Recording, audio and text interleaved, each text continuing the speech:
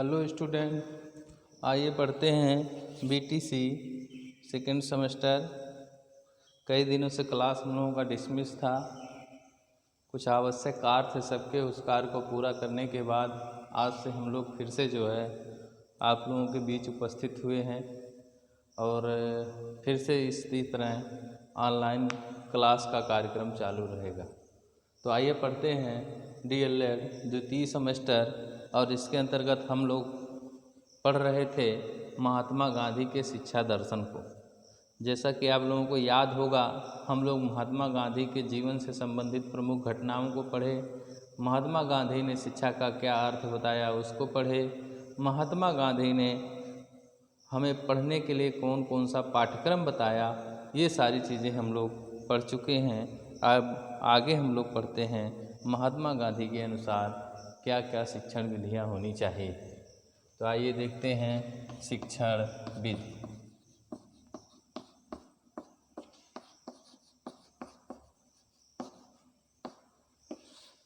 महात्मा गांधी ने जिस पाठ्यक्रम को हमको बताया उसको पढ़ाने के लिए कौन कौन से तरीके अपनाना चाहिए। तो क्या है, नंबर 1 स्वाध्याय विधि,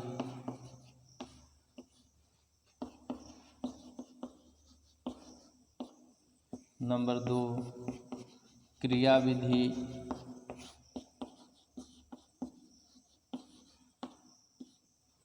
नंबर 3 प्रश्नोत्तर विधि,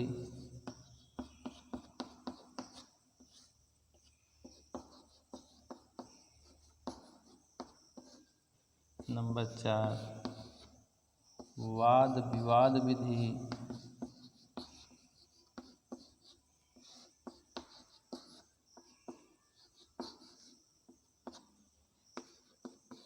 नंबर 5 भ्रमण या पर्यटन विधि,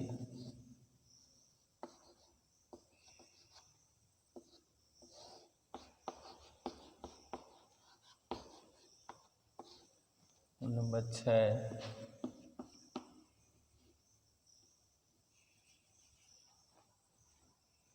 ये विधियां बताई महात्मा गांधी ने कि कहा इन विधियों के माध्यम से हम संबंधित पाठ्यक्रम को अच्छे से पढ़ा सकते हैं और पढ़ सकते हैं। तो कौन कौन शिक्षण विधियां हैं? नंबर 1 स्वाध्याय विधि कि बालक क्या करें। तो इनकी जो शिक्षा योजना थी वो मुख्य रूप से बेसिक शिक्षा योजना मानी जाती है। उसमें बालक स्वाध्याय करें, अपने आप क्या है अध्ययन करें और वस्तुओं को या पाठ्यक्रम की जानकारी प्राप्त करें। पाठ्यक्रम से संबंधित प्रमुख सूचनाओं के लिए और पढ़ने के लिए हम क्या करें, अपने आप अध्ययन करें, जिसे हम कहेंगे स्वाध्याय विधि। दूसरी है क्रिया विधि। क्रिया विधि जिसे करके सीखना भी कहते हैं, किसमें बालक या बालिकाएं स्वयं किसी कार्य को करके संबंधित पाठ्यक्रम को अच्छे से पढ़ सकते हैं, उस पाठ्यक्रम का ज्ञान कर सकते हैं। इस विधि को कहा गया क्रिया विधि। तीसरा हमारा प्रश्नोत्तर विधि कि बच्चों को प्रश्न और उत्तर के माध्यम से पढ़ाया जाए। बच्चों से प्रश्न किए जाएं और बच्चे उसका उत्तर दें, ढूंढें कि इस प्रश्न का उत्तर क्या हो सकता है। इसके माध्यम से पढ़ाना प्रश्नोत्तर विधि कहलाता है और महात्मा गांधी ने इस विधि को भी अपने शिक्षण विधियों में स्थान दिया।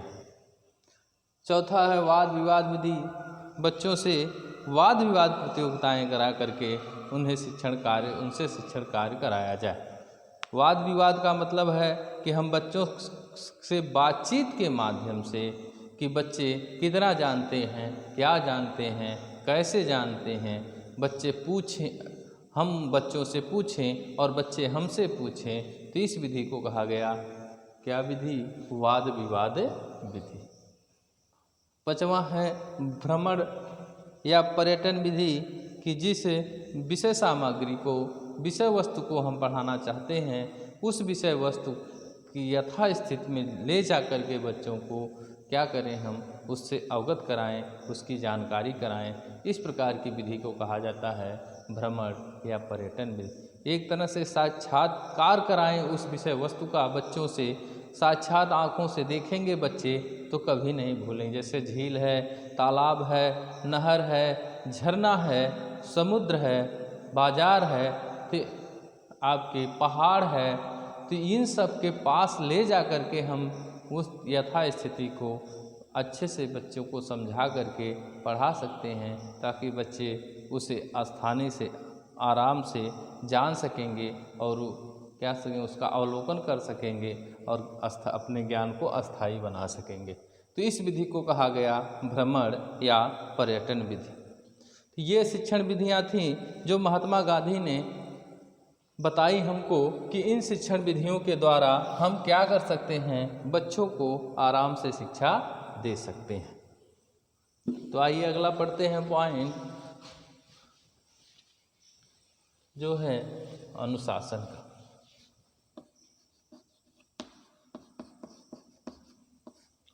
इनकी जो अनुशासन पद्धति थी वह स्व अनुशासन थी या मुक्तात्मक अनुशासन।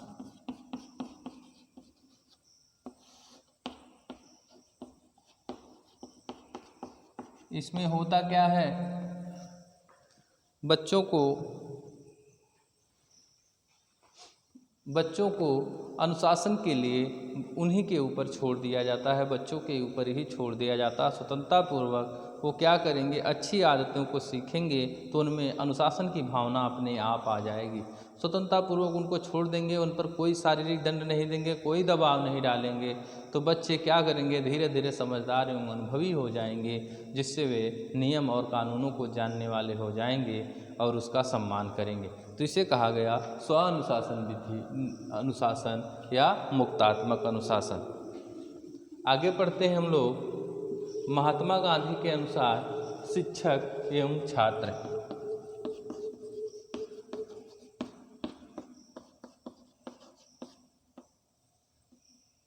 शिक्षक एवं शिक्षार्थी या छात्र या विद्यार्थी। महात्मा गांधी ने बताया कि शिक्षक कैसा होना चाहिए। शिक्षक सदाचार से युक्त होना चाहिए, सादा जीवन व्यतीत करने वाला होना चाहिए, पूजा पाठ करने वाला होना चाहिए, छात्रों की भावनाओं की देख रेख करने वाला होना चाहिए, समझने वाला होना चाहिए, कर्तव्यनिष्ठ होना चाहिए, लगनशील होना चाहिए। तो शिक्षक में इन सारे गुणों की कल्पना महात्मा गांधी जी करते थे।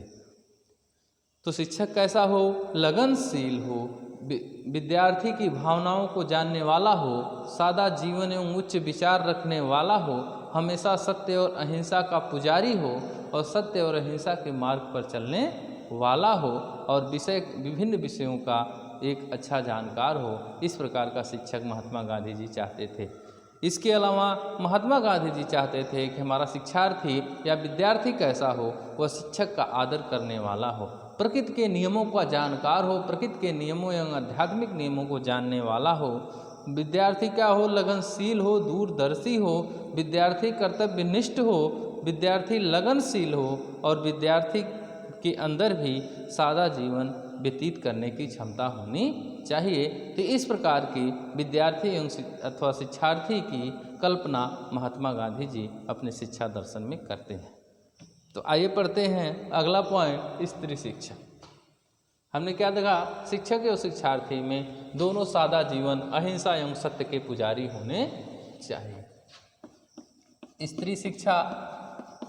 स्त्री शिक्षा के अंतर्गत हमने पढ़ा 7 से लेकर के 14 वर्ष, चाहे वो बालक हों चाहे बालिकाएं हों, सबको शिक्षा प्राप्त करने का अधिकार इनकी बुनियादी या वर्धा शिक्षा या बेसिक शिक्षा योजना में किया गया। जो 1937 में इनकी शिक्षा योजना आई, वर्धा शिक्षा योजना, इसमें कहीं भी ये नहीं कहा गया कि केवल लड़के ही शिक्षा ग्रहण करेंगे, बल्कि लड़कियों को भी समान शिक्षा का अधिकार दिया गया। तो ये स्त्री शिक्षा के क्या हैं, पक्षधर हैं।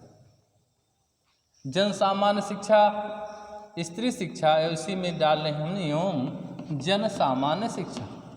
जन सामान्य का मतलब शिक्षा केवल उच्च वर्गों में ही ना रहे, शिक्षा जो है हर किसी के लिए रहे, चाहे वो निम्न वर्ग का हो चाहे मध्यम वर्ग का हो, सबके लिए शिक्षा का प्रावधान इन्होंने किया था। इसलिए इनकी शिक्षा पद्धति को सर्वमान्य शिक्षा या सार्वभौमिक शिक्षा या जन सामान्य शिक्षा के नाम से भी जाना जाता है।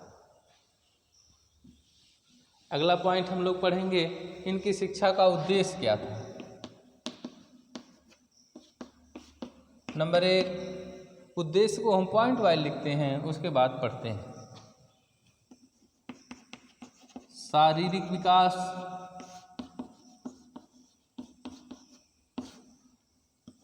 नंबर 2 मानसिक विकास,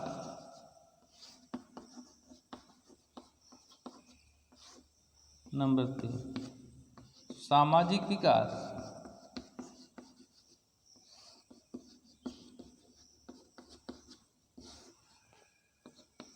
नंबर 4 आर्थिक विकास,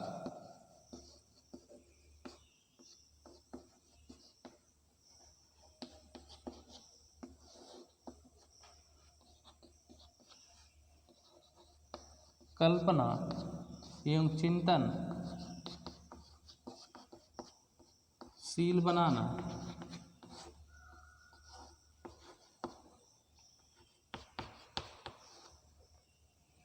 तो इस तरह से महात्मा गांधी ने अपनी शिक्षा पद्धति में बहुत सारे उद्देश्य हमको बताए हैं।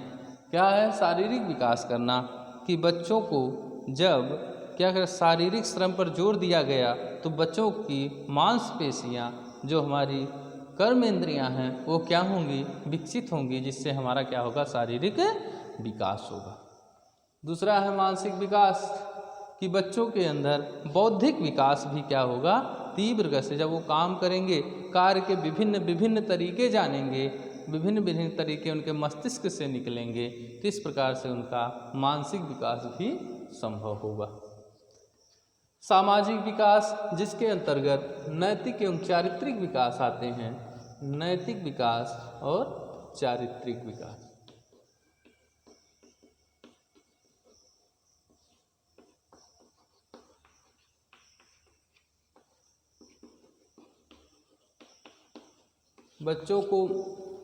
बच्चों को अच्छी शिक्षा प्रदान करना, उत्तम शिक्षा प्रदान करना, संस्कार एवं संस्कृति से युक्त शिक्षा प्रदान करना, जिससे बच्चों के अंदर नैतिकता का विकास हो, और नैतिकता का विकास होगा तभी उनमें सामाजिक भावना प्रकट की जा सकती है, या सामाजिक भावनाएं आएंगी। तो इस प्रकार के विकास को नैतिक विकास कहा गया।